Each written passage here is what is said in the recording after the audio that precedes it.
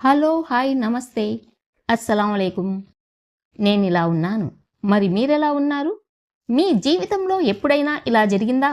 నలుగురిలో ఉన్నప్పుడు మిమ్మల్ని నెత్తిన పెట్టుకుంటారు. నువ్వు మాకు చాలా ప్రత్యేకం, నీలాంటి వాళ్ళు దొరకడం మా అదృష్టం అంటూ పొగడ్తలతో ముంచెత్తుతారు. కానీ ఒక్కసారి గది తలుపులు మూసుకొని మీరిద్దరే ఒంటరిగా ఉన్నప్పుడు ఎవరూ వినడం లేదు కదా అని మీ మనసు ముక్కలయ్యేలా మిమ్మల్ని అత్యంత దారుణంగా తక్కువ చేసి మాట్లాడుతుంటారు. బయట ప్రపంచానికి వాళ్ళు మీ శ్రేయోభిలాషులు, కానీ ఏకాంతంలో వాళ్ళు మీ నమ్మకాన్ని నరికేసే హంతకులు. నిజానికి ఈ సమాజంలో శత్రువుల కంటే ప్రమాదకరమైన వాళ్ళు ఎవరైనా ఉన్నారంటే అది ఈ రెండు ముఖాల వ్యక్తులే. శత్రువు అనేవాడు ఎప్పుడూ శత్రువులానే ప్రవర్తిస్తాడు. కాబట్టి మనం జాగ్రత్తగా ఉంటాం. కానీ ఈ కపట నాటకాలాడే వ్యక్తులు నలుగురిలో అమృతం కురిపిస్తూ ఒంటరిగా ఉన్నప్పుడు విషం చిమ్ముతారు. అలాంటి ప్రవర్తనను భరించడం ఎంత నరకంగా ఉంటుందో, దీనివల్ల ఎంత మానసిక వేదన అనుభవించాల్సి వస్తుందో ఆ పరిస్థితిని అనుభవించిన వారికి మాత్రమే తెలుసు. ఎవరికైనా చెబుదామంటే సాక్ష్యం ఉండదు, లోపల దాచుకుందామంటే గుండె బరువైపోతుంది. అసలు వీరు మీతో ఎందుకు ఇలా ప్రవర్తిస్తున్నారు? మీ నమ్మకాన్ని ఆయుధంగా తీసుకుని మీ మనస్సుతో ఎలాంటి మైండ్ గేమ్స్ ఆడుతున్నారు? ఈరోజు ఈ వీడియోలో మనం ఇలాంటి మనస్తత్వం ఉన్న వ్యక్తుల గురించి మాట్లాడుకుందాం. ఒక మనిషి నలుగురిలో మిమ్మల్ని నెత్తిన పెట్టుకొని ఒంటరిగా ఉన్నప్పుడు నరకం చూపించడం వెనక వారి స్వార్థం, కుళ్ళు మాత్రమే ఉంటాయి.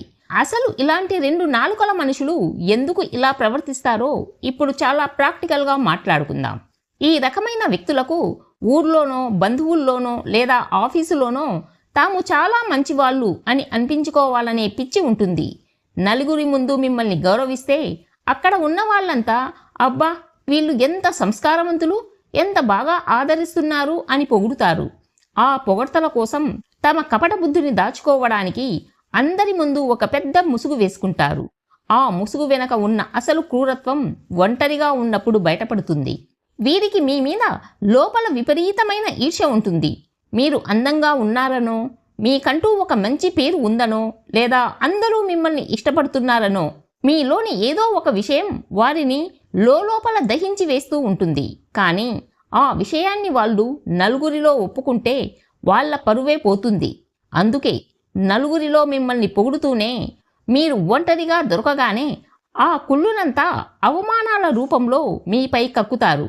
మిమ్మల్ని మానసికంగా కిందికి లాగితేనే వారి అహంకారానికి తృప్తి దొరుకుతుంది. నిజానికి వీళ్ళు చాలా పిరికివాళ్ళు. నలుగురి ముందు మిమ్మల్ని అవమానిస్తే అక్కడ సాక్ష్యాలు ఉంటాయి, మిమ్మల్ని సమర్థించే వాళ్ళు ఉంటారు. రేపు సమాజంలో వీరు తప్పు చేసినట్లు నిలబడాల్సి వస్తుంది. అదే ఏకాంతంలో అయితే 4 గోడల మధ్య మీరిద్దరే ఉంటారు. అక్కడ వారు మిమ్మల్ని ఎన్ని మాటలన్నా బయట ప్రపంచానికి ఎలాంటి సాక్ష్యాలు దొరకవు. ఒకవేళ మీరు బయటకొచ్చి ఫలానా వ్యక్తి నన్ను ఒంటరిగా ఉన్నప్పుడు ఇలా అన్నాడు అని చెప్తే, ఛాఛా నేను అందరి ముందు అంత గౌరవించేదాన్ని కదా, నేనెందుకు అలా అంటాను, తానే అబద్ధం చెప్తుంది అని చాలా ఈజీగా తప్పును మీపైకే నెట్టేసి మిమ్మల్ని బ్యాడ్ చేసేస్తారు. ఇదొక పెద్ద నాటకం. ఒకే మనిషి అందరి ముందు అమృతం కురిపించి ఒంటరిగా విషం చిమ్మినప్పుడు మీ మైండ్ కన్ఫ్యూజ్ అవుతుంది. అసలు వీరు మంచివాళ్ళా, చెడ్డవాళ్ళా, నేనేమైనా తప్పుగా అర్థం చేసుకుంటున్నానా అని మీపై మీకే అనుమానం వచ్చేలా చేస్తారు. ఎప్పుడైతే మీ మనస్సు బలహీనపడుతుందో అప్పుడు మీ రిమోట్ కంట్రోల్ వారి చేతుల్లోకి వెళ్తుంది. మిమ్మల్ని మానసికంగా దెబ్బతీసి ఎప్పుడూ వారి కిందే ఉండేలా చూసుకోవడమే వీరి అసలైన ప్లాన్. చూశారా, బయట ప్రపంచానికి మీ శ్రేయోభిలాషుల్లా నటించే వారి వెనక ఎంతటి కుటిలమైన బుద్ధి దాగుందో. అయితే మిమ్మల్ని బాధ పెట్టడానికి వీరు కేవలం మాటలనే కాదు, కొన్ని రహస్యమైన వ్యూహాలను కూడా వాడుతుంటారు. ఇలాంటి రెండు నాలుకల గల మనుషులు మిమ్మల్ని కేవలం మాటలతోనే కాదు, మానసికంగా కూడా ఒక ప్లాన్ ప్రకారం దెబ్బతీస్తుంటారు. మీరు వారి మాయలో పడిపోయేలా, ఎప్పటికీ వారిని నిలదీయకుండా ఉండేలా వారు కొన్ని కపట నాటకాలు ఆడుతుంటారు. ఒంటరిగా ఉన్నప్పుడు మిమ్మల్ని దారుణంగా తక్కువ చేసి మాట్లాడతారు. కానీ మీరు గనుక ఎదురు తిరిగి నన్నెందుకు అలా అన్నావు అని అడిగితే వెంటనే సీన్ రివర్స్ చేస్తారు. నీ మంచి కోసమే కదా చెప్పింది, నీ మీద ప్రేమ ఉంది కాబట్టే చెబుతున్నాను, దాన్ని కూడా తప్పుగా అర్థం చేసుకుంటావా అంటూ సెంటిమెంట్ డైలాగులు చెప్తారు. దాంతో తప్పు వారిదే అయినా అనవసరంగా వారిని అనుమానించామేమో అని మీరే రివర్స్లో బాధపడేలా చేస్తారు. ఇదొక పెద్ద నాటకం. వీరు ఏకాంతంలో మిమ్మల్ని ఎంత ఘోరంగా అవమానించినా మళ్ళీ నలుగురిలోకి రాగానే ఏమీ ఎరగనట్టు మీతో చాలా క్లోజ్గా ఉంటారు.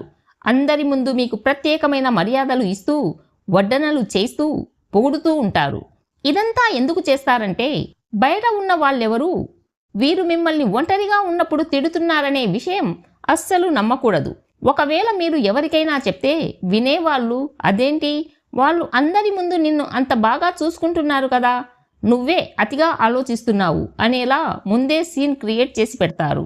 మీరు ఇద్దరే ఉన్నప్పుడు ఒక మాట అంటారు, కానీ కొన్ని రోజుల తర్వాత మీరు ఆ మాట గురించి అడిగితే నేనసలు అలా అననే లేదు, నీకు ఏదో భ్రమ కలిగి ఉంటుంది, నీకు ఈ మధ్య అన్నీ తప్పుగానే వినబడుతున్నాయి అని చాలా కాన్ఫిడెంట్గా అబద్ధం చెప్తారు. వాళ్ళు అంత నమ్మకంగా అబద్ధం చెప్పేసరికి మీకే పిచ్చెక్కుతుంది. నిజంగానే వాళ్ళు అన్నారా లేక నేనే తప్పుగా విన్నానా అని మీ మీద మీకే నమ్మకం పోయేలా చేస్తారు. వీరు తరచూ వాడే డైలాగ్ ఏంటంటే, నువ్వు మా ఇంట్లో మనిషివి, అందుకే నీకు ఇంత స్వేచ్ఛ ఇచ్చాం. ఈ మాట ఎందుకు చెప్తారంటే మిమ్మల్ని ఒక మాయలో ఉంచడానికి.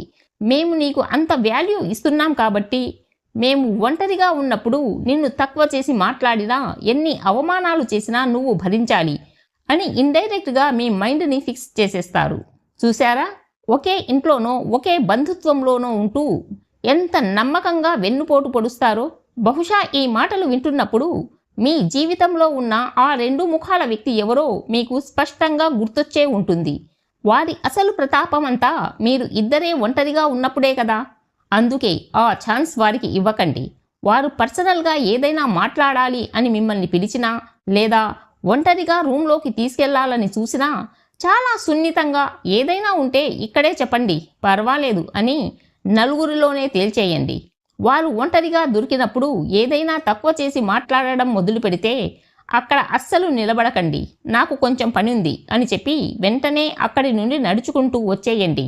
సాక్ష్యం లేని చోట మీరు నిలబడకపోవడమే వారికి మీరిచ్చే మొదటి షాక్. వారు నలుగురి ముందు మీతో అతిగా ప్రేమను ఒలకపోస్తూ నువ్వు మాకు చాలా ప్రత్యేకం అని నాటకం ఆడుతున్నప్పుడు అందరి ముందే ప్రశాంతంగా నవ్వుతూ ఒక మాట అనండి, అవునా, అందరి ముందు నన్ను ఇంత ప్రత్యేకం అంటారు, కానీ నిన్న మనం ఒంటరిగా ఉన్నప్పుడు నన్ను అంత మాట అన్నారు, నా మీదే అంత కోప్పడ్డారు కదా. మీ రెండు రూపాల్లో ఏది నిజమో నాకు అస్సలు అర్థం కావట్లేదు అని చాలా కూల్గా అనేసేయండి. ఈ ఒక్క మాటతో వారి గుండె ఆగిపోయినంత పని అవుతుంది. ఎందుకంటే నలుగురిలో వారి ముసుగు ఊడిపోతుంది. ఆ తర్వాత మీతో ఒంటరిగా మాట్లాడడానికి కూడా వారు వణికిపోతారు. వారు ఏకాంతంలో మిమ్మల్ని తక్కువ చేసి మాట్లాడినప్పుడు మీ ముఖంలో బాధో, ఏడుపో లేదా కోపమో అస్సలు చూపించకండి. ఎందుకంటే మీరు బాధపడితే చూడాలనేదే వారి సైకో ఆనందం. వారు మాట్లాడుతున్నప్పుడు చాలా సాధారణంగా ఏమాత్రం ఫీలింగ్స్ లేకుండా వారి కళ్ళలోకి చూస్తూ ఉండండి. వారు మాట్లాడడం ఆపేశాక అయిపోయిందా, నేను వెళ్ళొచ్చా అని ఒక్క మాట అడిగి అక్కడి నుండి వచ్చేయండి. మీ ప్రశాంతత వారి అహంకారాన్ని ముక్కలు చేసేస్తుంది. వారు నువ్వు మా ఇంట్లో ప్రత్యేకం అని ఎంత ఐస్ క్రీమ్ మాటలు చెప్పినా మీ వ్యక్తిగత విషయాలు, మీ భవిష్యత్తు ప్లాన్స్, మీ బలహీనతలు వారి ముందు అస్సలు పెట్టకండి. వారితో మాట్లాడేటప్పుడు కేవలం పై విషయాలు మాత్రమే మాట్లాడండి. వారికి మీ జీవితంలోకి ఎంట్రీ ఇవ్వకండి. బంధువులైనా స్నేహితులైనా మనశ్శాంతిని రక్షించుకోవడానికి కొన్ని సరిహద్దులు గీయడం చాలా అవసరం. నలుగురిలో మెచ్చుకుంటూ ఒంటరిగా ఉన్నప్పుడు విషం చిమ్మేవాడు శత్రువుల కంటే ప్రమాదకరమైన వాడు. అలాంటి వారి మాటలను మీ మనసుకు తీసుకొని మీ విలువను మీరే తక్కువ చేసుకోకండి. సింహాన్ని చూసి కుక్కలు మురిగితే సింహం తన విలువను కోల్పోదు. మీ విలువ ఏంటో మీకు తెలిస్తే చాలు. ఈ వీడియో మీకు నచ్చినట్లయితే లైక్ చేయండి, షేర్ చేయండి అండ్ సబ్స్క్రైబ్ చేయడం మర్చిపోవద్దు. మరో మంచి వీడియోతో మళ్ళీ కలుద్దాం.